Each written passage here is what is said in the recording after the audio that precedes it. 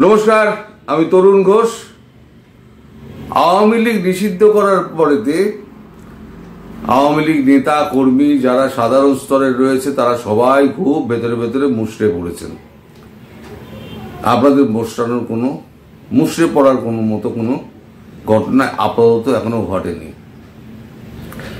এই যেগুলো হচ্ছে না, এগুলো হতে দিন। আপনাদের নেত্রীও দেখবেন ভারতে বসে তিনি কবিতা পড়ছেন, তিনি নিজের আত্মজীবনী লিখছেন। এতটা নিশ্চিন্ত তিনি কি করে রয়েছেন? এই যে পুরো জিনিসটা অনেকটা পিছিয়ে গেছে পারিপার্শ্বিক কারণে। মধ্যিখানে পাকিস্তান আবার ঢুকে পড়েছে। পাকিস্তান ঢুকে পড়তে একদিক দিয়ে ভালোই হয়েছে, ভারতের পক্ষে ব্যাপারটা সুবিধে হয়েছে। এবং ইউনূস কেন বলির পাঁটা হবে সেটা আমি দুদিন আগে আপনাদের বলেছিলাম যে ইউনূস বলির পাঁটা হবে। সকালের ভিডিওতে বলেছি, দুপুরের ভিডিওতে আমি বলেছি যে বলির পাঁটার কপালে এখন সিন্দুরের টিকা পড়ে গেছে। এখন বলির খড়গটা নামাটা বাকি আছে, সেটা নেমে যাবে যে কোনো মুহূর্তে। যেমন পাকিস্তানের যুদ্ধ বেশি দিন চলবে না। আপনাদের মিডিয়া যাই এখান থেকে লাফালাফি করুক, বলুক, ওই মিডিয়ায় কান দিয়ে লাভ নেই। প্রকৃত অবস্থা কি সেটা আমি ওই দুপুরের ভিডিওতেই আপনাদেরকে বলে দিয়েছি। এখন এটা বিরাট জিও পলিটিক্যাল খেলা চলছে।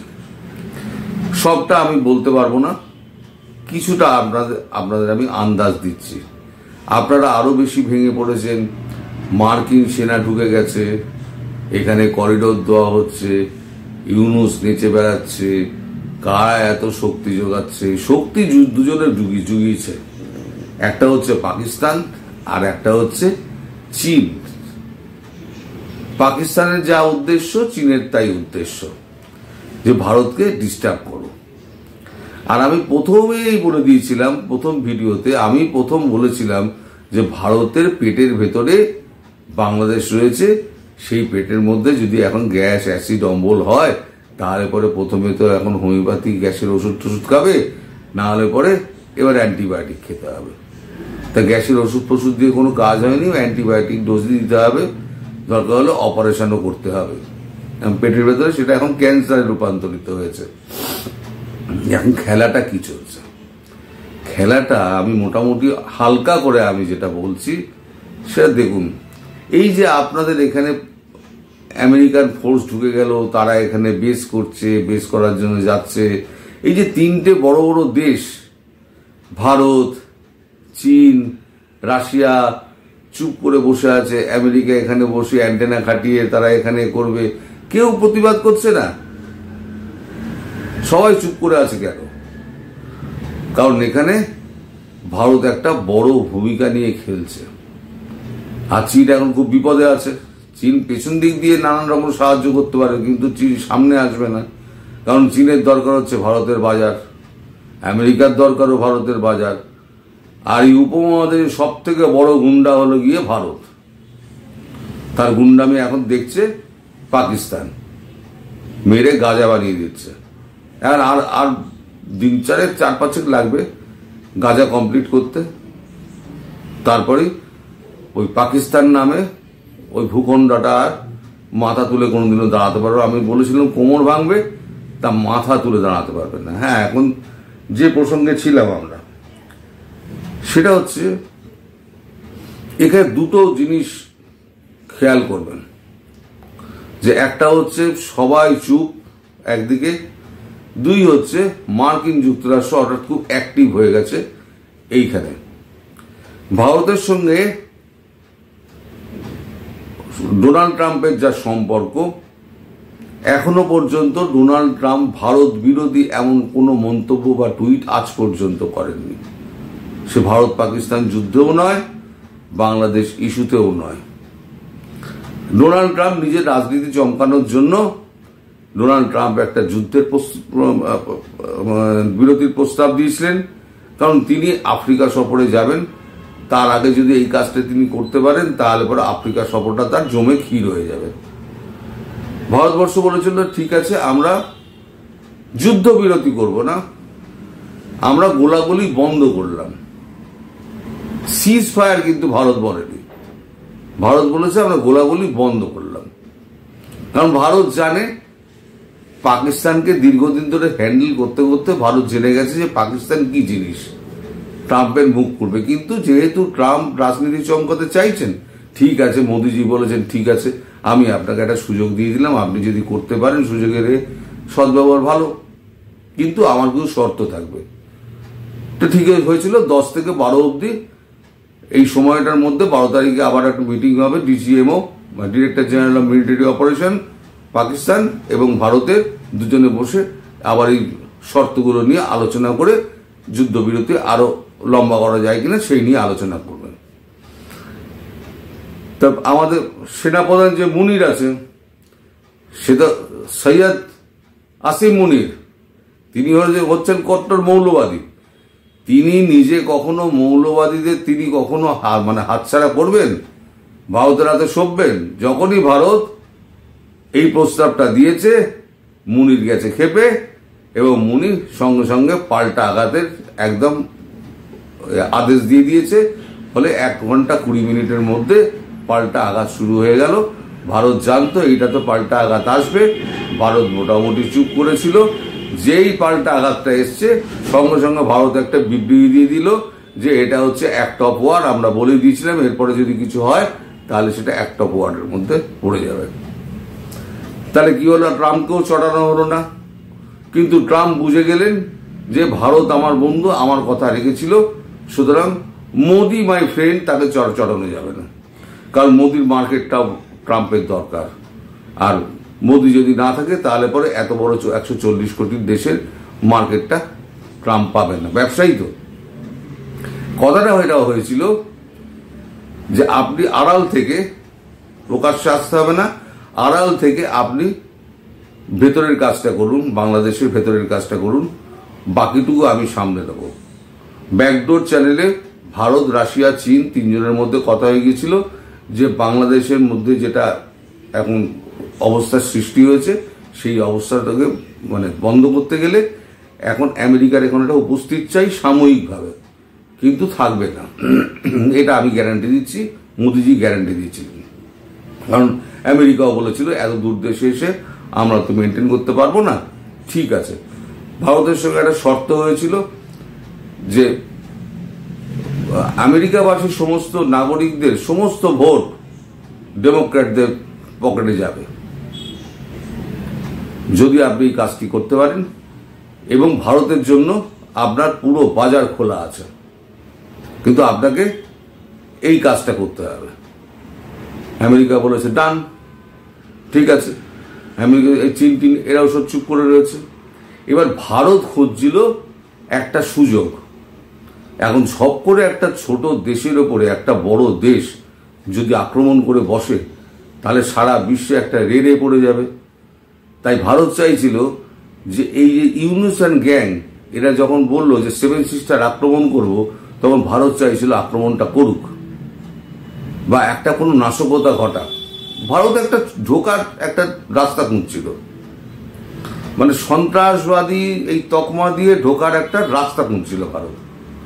সেই রাস্তাটা করে দিল 22শে এপ্রিল হচ্ছে পাকিস্তান। পাকিস্তান করলো কি, পাহেলগাঁওয়ে 22শে এপ্রিল এই ঘটনাটি ঘটিয়ে ভারতের রাস্তাটা আরো পরিষ্কার করে দিল।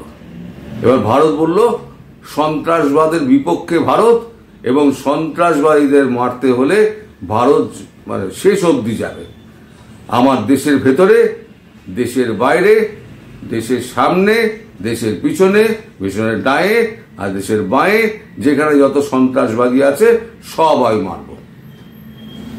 সারা বিশ্ব হাততালি দিল, কেউ একটা চুঁ শব্দ করলো না, একমাত্র তার্কি ছাড়া।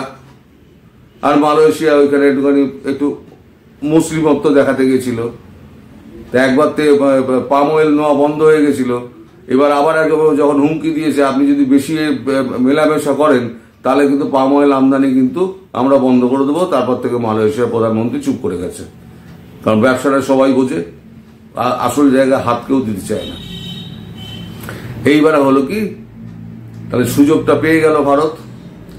এইবারে মার হবে গিয়ে পাকিস্তান খাল্লাস হচ্ছে, পাকিস্তান খাল্লাস হয়ে গেলে তারপরে সন্ত্রাসবাদের নাম করে এবার পেটানি খাবে কে?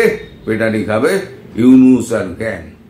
তার জন্য ওখানে একেবারে 7 সিস্টারে সমস্ত কোর বসিয়ে রাখা হয়েছে, সেখানে ফুল রেজিমেন্ট আছে।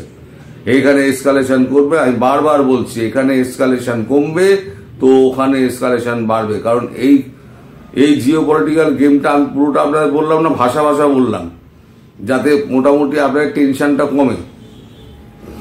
ভেতরে ভেতরে এই খেলা চলছে। মার যখন হবে আপনাদের কাউকে মাঠেও নামতে হবে না, কিছুই করতে হবে না, আপনারা যা ঘরে ঘুমান। ভারত দায়িত্ব নিয়ে নিয়েছে। তারপরে হয়েছে কি, গতকালকে মানে আওয়ামী লীগকে নিষিদ্ধ ঘোষণা করা হয়েছে। এতে গেছে নরেন্দ্র মোদী আরো ক্ষেপে। নরেন্দ্র মোদীর সঙ্গে সঙ্গে বিশ্বের কয়েকজন নেতাকে ফোন করেছেন। তার মধ্যে এক হচ্ছে ফ্রান্সের ম্যাক্রন, যিনি প্রকৃত বন্ধু। ইসরায়েলের সঙ্গে কথা হয়েছে নেতানিয়াহু। ইউরোপিয়ান ইউনিয়নের জর্জিয়া মেলোনির সঙ্গে কথা হয়েছে, প্রধানমন্ত্রী নিজে বলেছেন মেলোনির সঙ্গে কথা হয়েছে। ট্রাম্পের সঙ্গে কথা হয়েছে, ডেভিড ল্যামির সঙ্গে কথা হয়েছে, সবার সঙ্গে কথা হয়েছে, স্টার্কের সঙ্গে কথা হয়েছে। কথাবার্তা হওয়ার পর এবার বিশেষভাবে চার্জ দেওয়া হয়েছে ডক্টর এস জয়শঙ্করকে। কালকে রাতেই আপনি সমস্ত বিদেশি ব্যাপার এগুলোর সঙ্গে যোগাযোগটা করুন এবং শেখ হাসিনাকে দিয়ে বিদেশের সমস্ত দেশগুলোকে আপনি কথা বলান।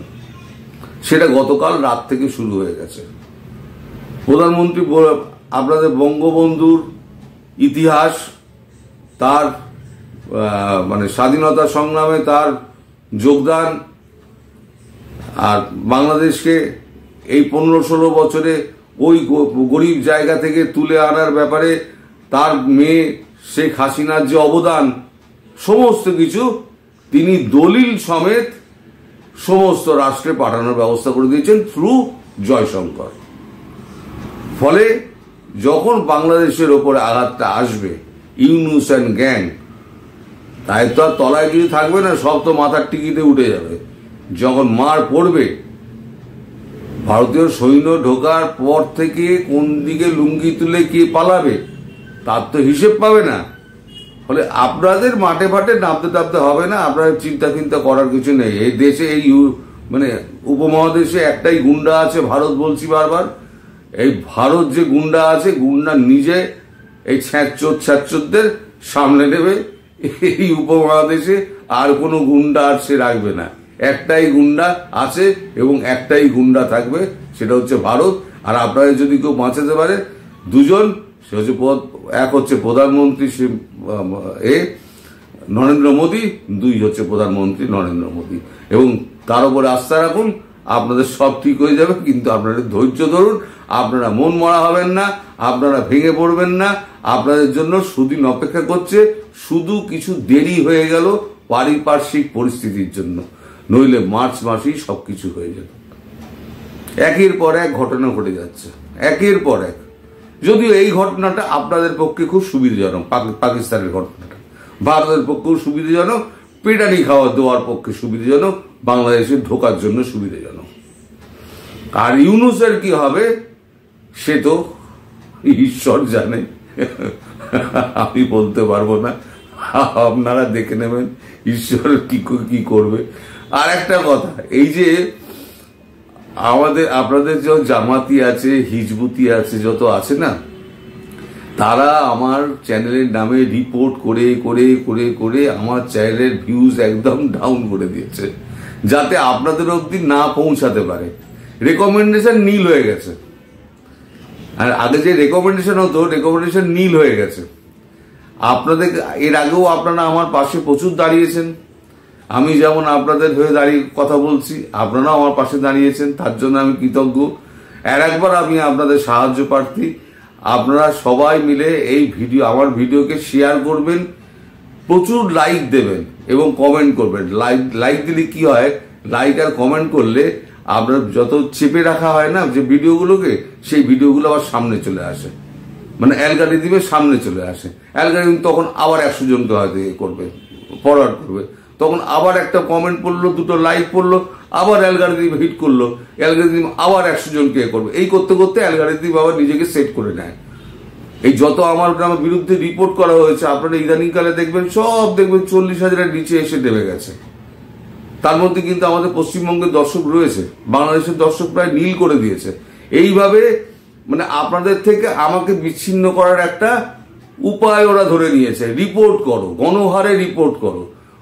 একটা লোকের নামে, চ্যানেলের নামে যদি গণহারে রিপোর্ট করতে থাকে একটা দেশের মানুষ, তাহলে পরে তো ইউটিউব তো ভাববে যে মানুষটা নিশ্চয়ই খারাপ। কিন্তু আমি ভালো না খারাপ সেটা তো আপনারা জানেন।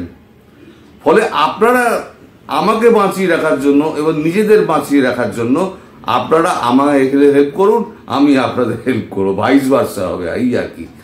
নইলে পরে আমার চ্যানেলটা আপনাদের অবধি পৌঁছাবে না, ধীরে ধীরে মরে যাবে। আমার পশ্চিমবঙ্গের লোকই দেখবে, আপনারা কেউ দেখতে পাবেন না। ফলে আমাকে বাঁচিয়ে রাখার দায়িত্ব যেমন আমার, তেমনি আপনাদেরও। আপনারা সবাই নিশ্চিত থাকুন, আপনাদের সুদিন আসছে, খুব শীঘ্রই আসছে। শেখ হাসিনা নিজে কথা বলছেন ইউরোপিয়ান ইউনিয়নের সঙ্গে, ব্রিটেনের সঙ্গে, আমেরিকার সঙ্গে, আর এর সঙ্গে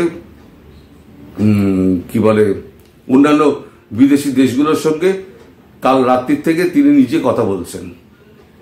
এবং সেখানে অজিত দোভাল নিজে উপস্থিত থাকছেন, তিনিও কথা বলছেন। দুজনকে এই চার্জে রাখা হয়েছে, এক জয়শঙ্কর, দুই অজিত দোভাল। সুতরাং আপনারা একা নেই, ভারতবর্ষের মতো গুন্ডা আপনাদের পাশে আছে, আর ইউনিস চার মতো একজন স্বেচ্ছর ব্যক্তিকে প্রধানমন্ত্রী মোদী ওই টিপে মেরে ফেলে দেবে আর কি, যাকে বলে। আপনারা সবাই ভালো থাকবেন, সুস্থ থাকবেন, সাবধানে থাকবেন, ইউনুসটার জন্য প্রার্থনা করবেন। নমস্কার।